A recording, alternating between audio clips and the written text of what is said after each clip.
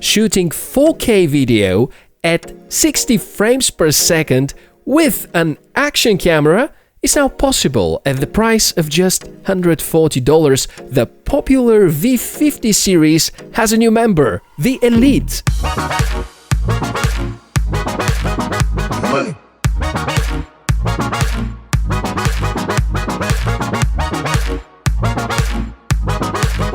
We're noticing that development of action cameras is advancing a lot in the past months, and the result is better than ever quality at more and more tempting prices. The most massive updates we can find on the chipset side.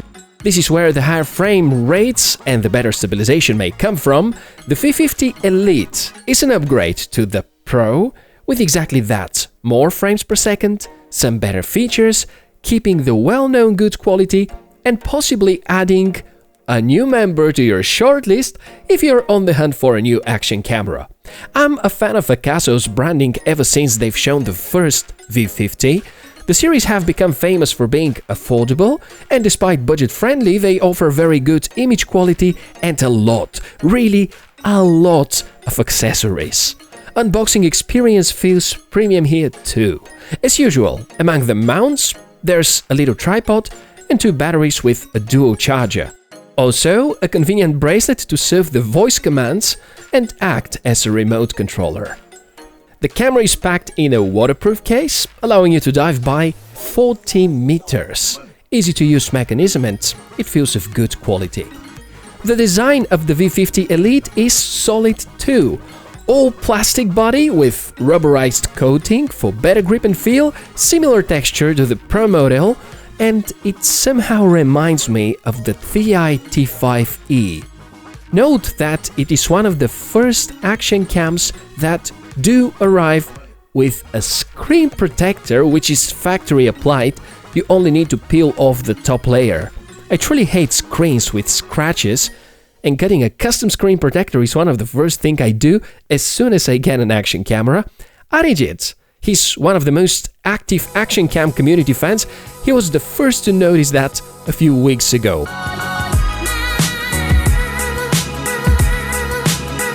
Quick check of the navigation. On the front, there's the power and mode button. Short press cycles through the shooting modes and settings. Long press is needed for powering off and on. On the side, the up and down buttons.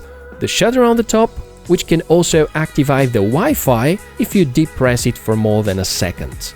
Concerning the hardware, things are getting interesting while packing an upgraded modification of the V50 chipset by SunPlus or iCatch, which is their spin-off focused on manufacturing chipsets, with support for higher frame rates. The 60 frames per second on the Elite is legit, and based on the quality of the image, exposure and FOV, the hardware should be not that much different from the predecessors. There still is a 2-inch non-touchscreen, a 170-degree wide lens, the 1050 mAh battery. For the first time ever, Akaso integrate a Sony sensor. That's the 12-megapixel IMX-078. This one is known for being used with many action cameras already, a bit older, but seems to do the job right. Resolution support is slightly better now. To the already well-known combos, we add 120 FPS on Full HD and 60 FPS on 4K, both of which do not support image stabilization.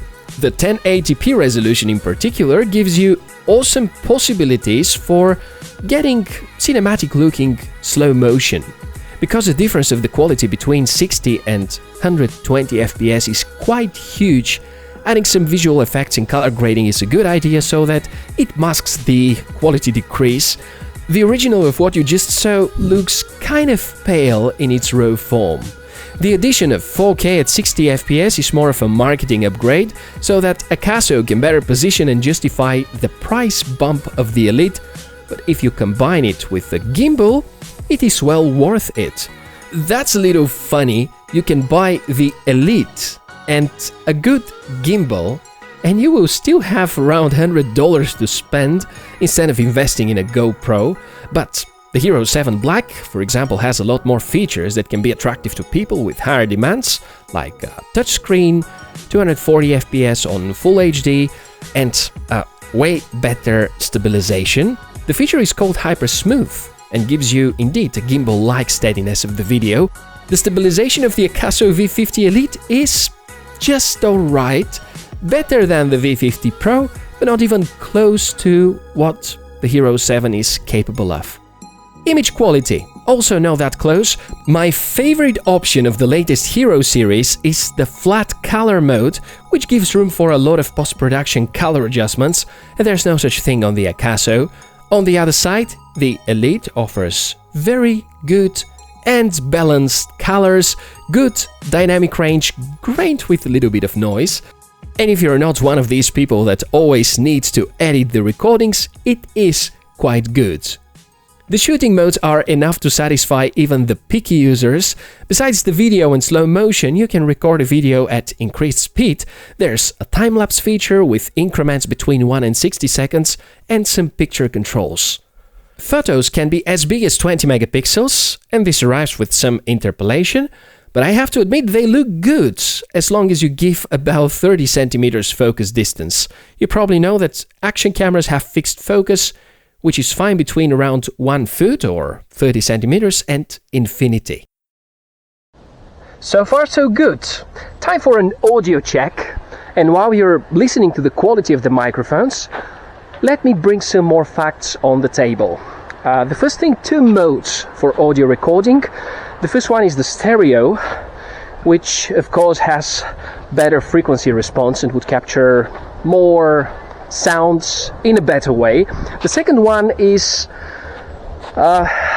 noise or wind reduction, something like that, and it's meant to reduce the lows and remove the stereo effect, and it is being used in situations where it's, for example, pretty windy.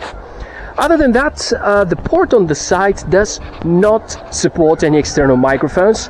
You can easily guess that because the only USB ports that would support external microphone are mini USB or eventually Type-C. Since we're outdoors, let me tell you about the front LED. Perfectly visible, even with direct sunlight.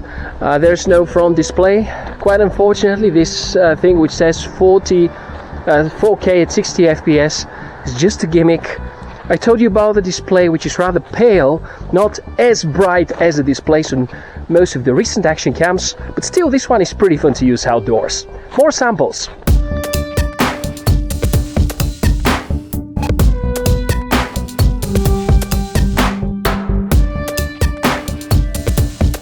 The camera also has Wi-Fi and app, no complications there, and in terms of software, Akaso definitely go in the right direction. To the remarks, essentially the V50 Elite is supposed to be a step up from the Pro, and having no touchscreen makes us think that there will be a lot of other new features that are nice to have. Well, we got them.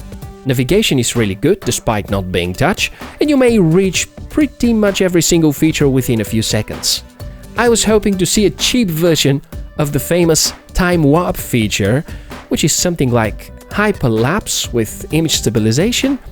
Not there yet.